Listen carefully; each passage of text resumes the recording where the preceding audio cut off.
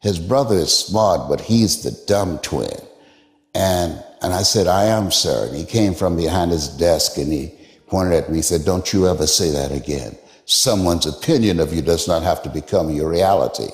And he taught me three things. He said, if you want to become successful in life, young man, he said, number one, you got to change your mindset. He said, you don't get in life what you want, you get in life what you are. Number two, practice OQP, only quality people. You earn within $2,000 to $3,000 of your closest friends. I found that out. I left all my broke friends. I said, y'all got to go. Because I used to be so broke, I passed the bank and tripped the alarm. And the third thing he said, develop your communication skills, because once you open your mouth, you tell the world who you are. He said, those are three major things that you want to work on that will liberate you from living in Liberty City, living in poverty in Overtown. It will help to escape out of where you are right now, because I see you watching me and I know you want more. I can see the hunger in your eyes. One of the things that I realized and what allowed me to become successful as a speaker, the speaking industry has been hijacked by people who speak to sell, and it's okay to do that and make money. I speak to change lives because somebody spoke and changed my life. So this is my passion. This is my drive. This is something that I feel in my heart. And so the key to that hunger-driven life is a heart-centered life. I didn't do what I'm doing for years because of my programming, because of the culture in which I was raised in. I would see other people with degrees and PhDs and MBAs and credentials I don't have, and I convinced myself I couldn't do it. But Mr. Washington, on that day, we became friends, and he taught me not only someone's opinion of you does not have to determine your reality.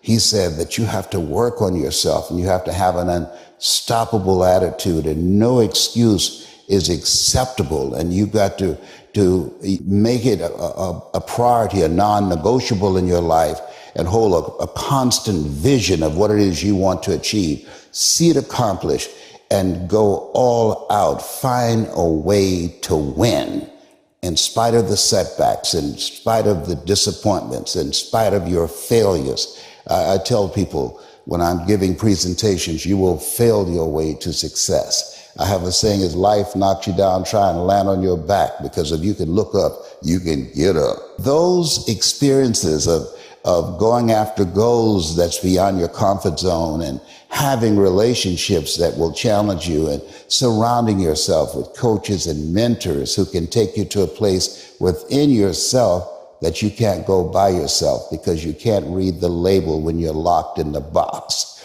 And so those experiences, they challenge you to go to that next level and continue to move forward in your life, doing new and exciting things that eye has not seen, ear has not heard, nor has entered the heart of mankind what God has in store for you when you live a heart-centered life, deciding that you're going to live a life that will outlive you. You're going to live a life that counts, a life that will build a legacy and change the planet. You know, Horace Mann said, we should be ashamed to die until we've made some major contribution to humankind. And so my goal is to make a major contribution to humankind. The promise of the future is an awesome force. My mentor worked this on me. He said, Jim Rohn, if you keep up these disciplines and if you keep up these skills, keep increasing productivity, learn how to work with people, do the job well, do the activity, learn to teach. He said, I promise you, you're going to have a unique place. I promise you. He kept saying that. I promise you. Things will all change. I promise you. A bank full of money. I promise you. A heart full of gratitude. I promise you. A family with unusual respect. I promise you. An audience that won't quit. And he just kept saying all of this stuff. I promise you. Take it from me. I've got the experience. I know. A person like you, your dedication. If you keep up this pace, the day will come. The day will come. And he painted this picture. I couldn't sleep nights the first year. Then I remember one day he said, one of these days you'll walk into a room full of people, and as you walk in the room, you'll hear someone say, "That's him. That's the famous man." I thought, well, that could never happen to me. I was raised in obscurity, right? One of my first skills was milking cows. I mean, what's that got to do with walking in a room and have someone say, "That's him, that's the man, the famous man"?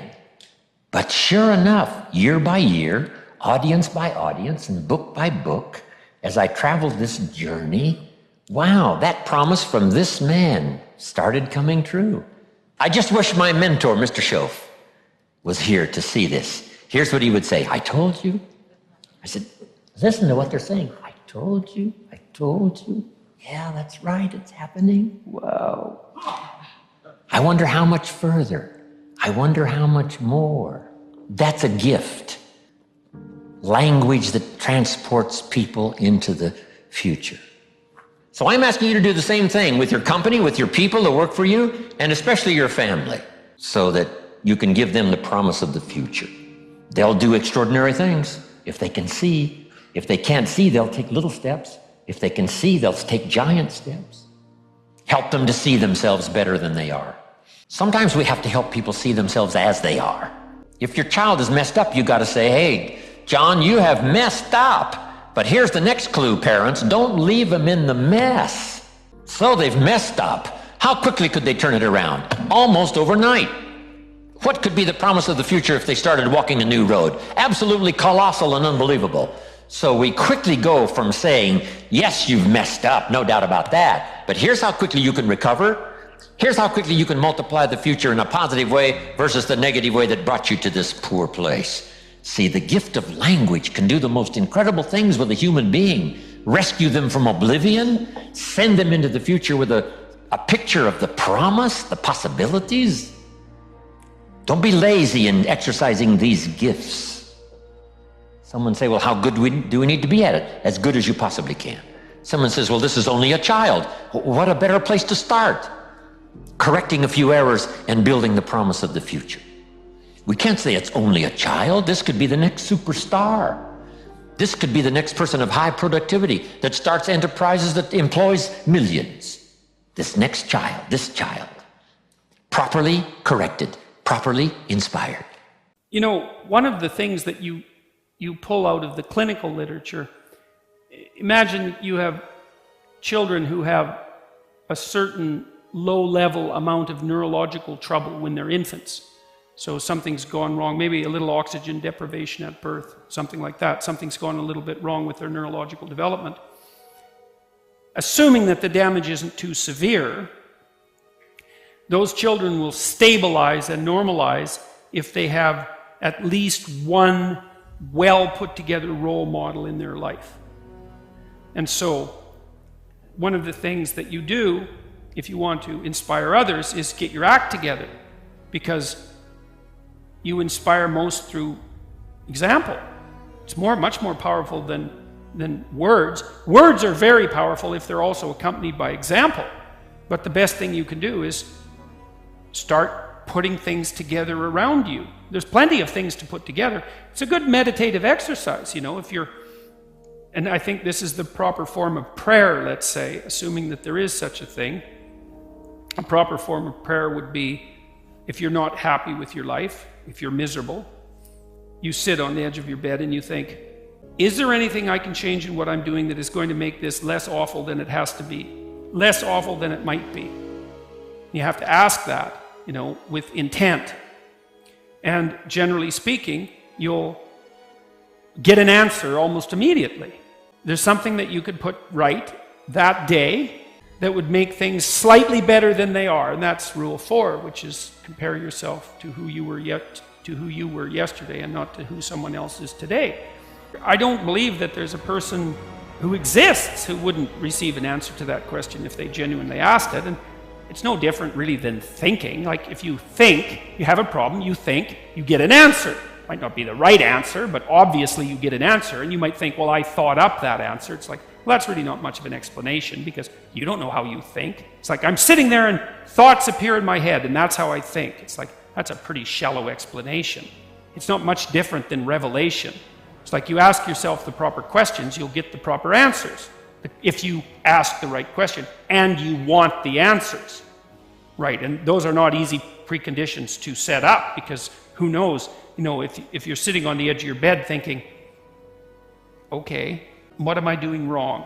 That's a hell of a question to ask, because if you really want to know, you'll find out. And then you'll find out that you really didn't want to know.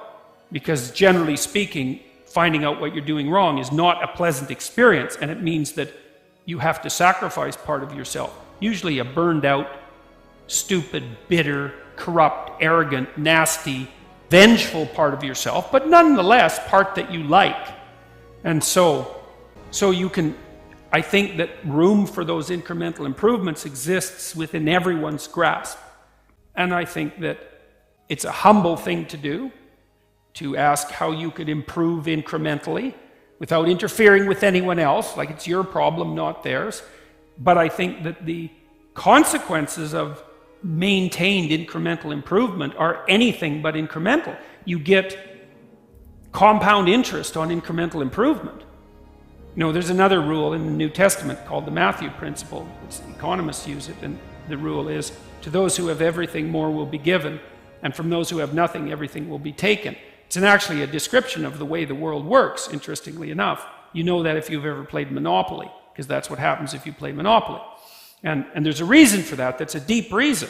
And it's a very harsh rule, because it means as you start to wander off the path, let's say, the probability that you will wander further off the path increases non-linearly. And that's a terrible thing to know. As you wander towards the edge, the probability that you'll fall off the cliff increases. And that's a statistical justification for the concept of hell. But as you improve, the probability that each improvement will produce a further improvement increases. And so perhaps the downside is the cataclysmic catastrophe that you can engage upon if you reproduce your moral failings. But the upside is that each improvement produces an increment in the probability of the next improvement. And I've seen that. It's a truism among behavioral psychologists. Although they don't generally phrase it that way. If you're a behavioral psychologist, and I am a behavioral psychologist, what you do is you find out what, essentially, you help a person establish their aim, then you break down what they're trying to do into attainable units, and you negotiate with them. You say, well, look, they say, I'm not making use of my time very well, spending 3 hours a day playing video games. Okay. Hypothetically, how much time would you like to spend playing video games? And they say, well, I could probably spend an hour a day without it interfering with the rest of my life. Which is kind of the issue, right? Because if you play video games, fine, but maybe 3 hours means that you're not doing your homework or something, and that's not a good game. So you say, okay, well, I want to play for an hour a day. It's like, okay, well, can you shift to an hour a day right now? And this is supposed to be an honest conversation. And the person says, no, I've tried that lots of times. Every time I try, I just fail. And so you don't say, well, quit failing, go play 1 hour a day, and the problem will be solved. That's a stupid strategy.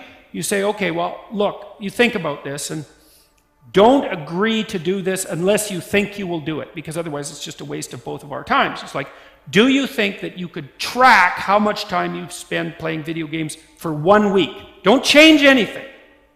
Just track it. And they think, yeah, I could probably do that, but I might miss a couple of days. And think, okay, fine. So here's the deal. 5 out of the next 7 days, you just track how much time you spend playing video games. And the person says, I think I can do that. Because that's what you want them to say. You want them to succeed at the improvement. It's not much of an improvement, but it's something, right? Then they come back and they say, well, yeah, I was playing about 4 hours a day. And so you say, okay, well, fine, good work, man. You got it tracked. Now we know the parameters of your problem. It's actually a little worse than you thought, but at least you had enough sense to measure it. We know where you're at. Okay, do you think you could cut that down to 3.5 hours every day? And the person thinks, no, I'm pretty weak-willed. I don't think I could manage that. You say, well, how about this? Do you think that 2 of the next 7 days you can only play for 3 hours? You think you can manage that? And you're not cynical about this. You're not insulting the person, any of that. It's like, because you don't care. All you care is that they make some incremental movement towards their goal. And the person thinks about that, if they have any sense, and they take their weakness into account, and they think, I think I could probably do that. And then they come back the next week, and they say, I managed to spend 3 hours a day playing video games for 3 days, and the rest were 4 hours. And you say, good work, man. You've just got rid of 25%, 12.5% of your problem. You're 1/8 of the way to fixing it in 1 week. And the person isn't going to be all that thrilled with themselves because they don't do the arithmetic and they don't do the projection. They think, well, I'm still pretty damn useless. I'm playing 25 hours worth of video games a week. It's nothing to pat myself on the back for. It's like, yes, it is. It's a marked, measurable improvement, and it's a move in the right direction. And then you say, okay, well, on the days you succeeded, how did you manage to succeed? And is there a way that you could do it for 4 days next week? How about that? Or maybe you could even try 5 days. You think you could do that? And then you also tell the person, look, the other thing you got to understand is you're not going to improve like this. You're going to improve like this. So some weeks you're going to come back and say, geez, I backslid completely and I played for 4 hours a day for 7 days. But it doesn't matter, because that doesn't mean you failed. It just means that you slid back. You want to calculate it over a month or something like that. And, generally speaking, a month later, the person's down to something like 2 hours a day, and you've figured out ways of filling their time in with something productive otherwise, and they're on their way. And the general consequence of that is that every time they manage an accomplishment, they get a little stronger in character, they get a little bit more confident in their ability, they get a little bit less racked with self-disgust, they get a little bit more hopeful about the future, and they get more confident that they can make another change. And if you're patient, and you have to be patient with yourself that way, it's like you reward those incremental improvements and you don't get all cynical about them, and you think, okay, just imagine what would happen if you kept doing that every week for 10 years. And the answer to that is, things would be so much better for you that you can't even imagine it with that much improvement, or maybe even with half that much improvement. And so that's a very good way of progressing. This is why I'm a huge fan of sort of peer organizations or mentor relationships. It's why having good friends is important.